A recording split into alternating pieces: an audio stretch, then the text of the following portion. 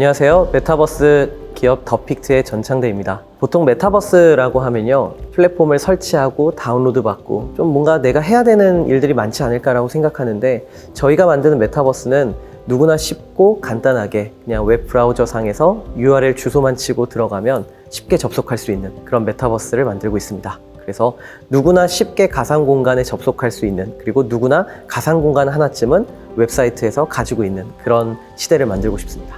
이제는 이 콘텐츠를 제작하는 사람이 아니라 콘텐츠를 소비하는 사람이 보고 싶은 곳을 바라볼 수 있는, 그러니까 결국 그런 프레임의 한계에서 벗어나는 이 VR 콘텐츠의 매력에 푹 빠진 것 같고요. 저희도 처음 창업할 때는 단순히 카메라를 가지고 360도로 관광지를 담아내고 이제 그런 콘텐츠 사업을 했는데, 그 이후에 코로나19 팬데믹을 만나면서 가상 공간을 실제로 모델링하고 질감을 입히는 텍스처링 작업, 그리고 게임 엔진의 개발까지 하는 그런 인력들을 하나하나씩 늘려가면서 지금은 메타버스 플랫폼을 만들고 있는 기업이 된 거거든요. 그래서 저희의 성장 과정들을 쭉 보면 결국 콘텐츠는 사람이 한다고 말씀을 드렸고, 그럼 결국 사람이 콘텐츠를 한다고 했을 때 그 사람의 역량에 따라서 콘텐츠의 기술도 계속 하나하나씩 성장하는 것 같습니다. 그래서 저는 이 콘텐츠를 하면서 느끼는 건 늘 하루하루가 성장하는 기분이에요. 그리고 저희 회사 직원들도 되게 성장을 계속 하고 있는 것 같고요. 이 성장하는 재미가 결국 이 회사를 또 잘 이끌어 나가는, 또 성장하는 그런 모멘텀이 되는 게 아닌가 싶습니다.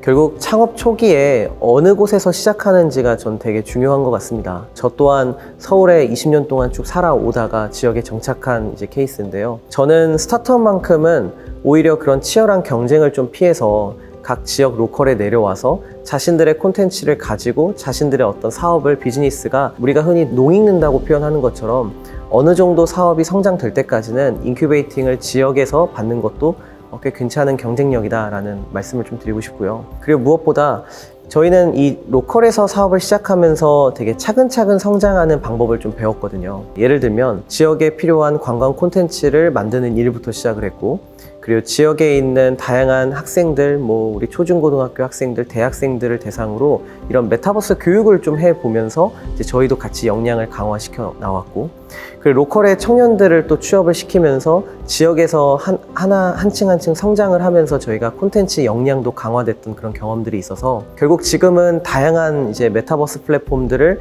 공공기관, 그리고 또 국가기관, 또 국립대학교, 이런 곳들, 우리 거래처들이 이제 늘어났지만, 처음에 이제 지역에서 있는 기관이나 혹은 지역에 있는 관광지에 소개하는 그런 홍보 영상을 만들고 또 메타버스 플랫폼들을 만들면서 저희가 그런 역량들이 쌓여져서 지금 이렇게 성장할 수 있지 않았나라는 생각이 듭니다.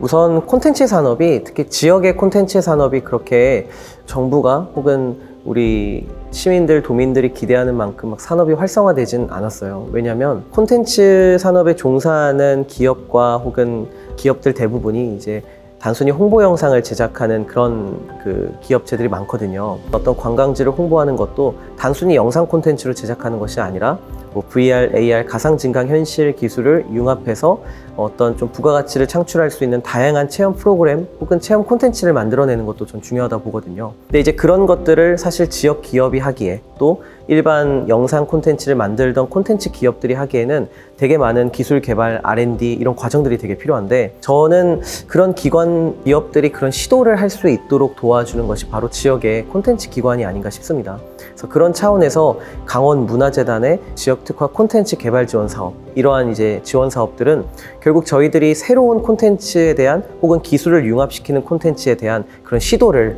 그런 시작을 한번 해볼 수 있도록 어떤 도전의 기회를 주시지 않았나라는 생각이 들고요. 계속해서 트렌드는 바뀌고 사람들이 좋아하는 입맛에 맞는 그런 것들을 우리는 밥상을 차려야 되는데, 그 차리기 위해서 너무 많은 이제 기술들이 들어가고 또 우리의 어떤 역량들이 계속 강화가 돼야 되거든요. 근데 그런 것들을 지역의 콘텐츠 기업의 혼자만의 힘으로는 절대 할 수 없다. 그런 콘텐츠 생태계가 만들어지기까지는 우리 기관들의 도움이 정말 절실한 것 같습니다.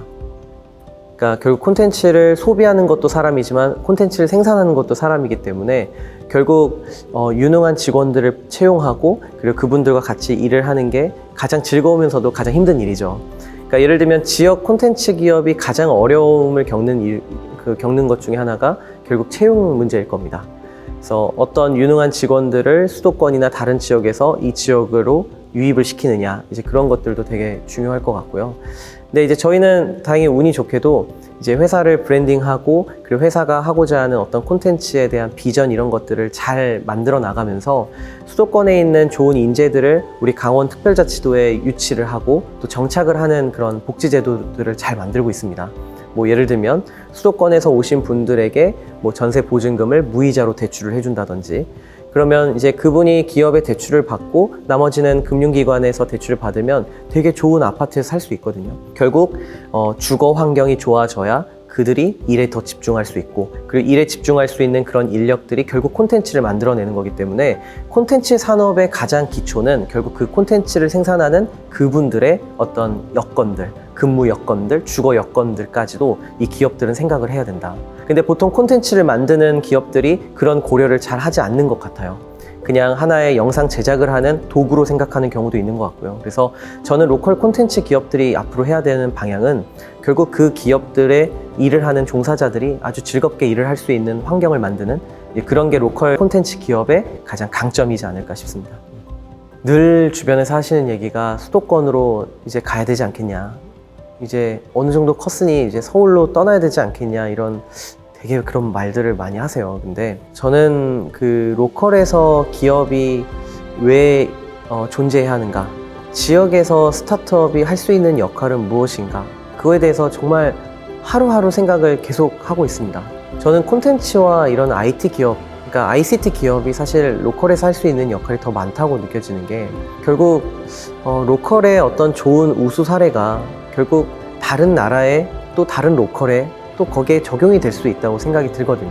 그러니까 저희가 만든 이 예를 들면 강원 특별자치도에서 시범적으로 만든 뭐 메타버스 축제 플랫폼이 결국에 이번엔 스페인의 IH 칸타브리아라고 하는 해양연구소에 하나의 해양연구소 메타버스로 저희가 수출을 하게 되거든요. 그러니까 저는 사실 로컬 기업들이 이 지역에서 먹거리를 찾고 이 지역에서 뭔가를 시도해보는 거에서만 끝나는데, 저는 오히려 로컬에서 시도해본 그런 경험들이 결국 대도시가 아니라 이런 로컬과 비슷한 유사한 그런 다른 나라의 로컬에 적용할 수 있는 콘텐츠와 플랫폼으로 연결될 수 있다라는 생각이 들어서 저는 콘텐츠 기업으로서 로컬을 떠나고 싶은 생각 없고요. 오히려 수도권에 지점을 내고 싶다. 오히려 수도권에 그런 인재들이 모여 있다고 하면 그런 콘텐츠와 그런 플랫폼들을 만들 수 있는 그런 것들은 수도권에서 생산하고, 실제로 그런 테스트베드와 실증화는 그렇게 사람들이 모여있는 테스트베드의 그 수도권이 아닌 이제 로컬과, 그리고 그것들이 정말 필요로 한 그런 지역으로 가서 실제로 우리가 이제 실증화를 한다면 정말 글로컬한 기업이 될 수 있지 않을까, 그렇게 생각을 합니다. 네.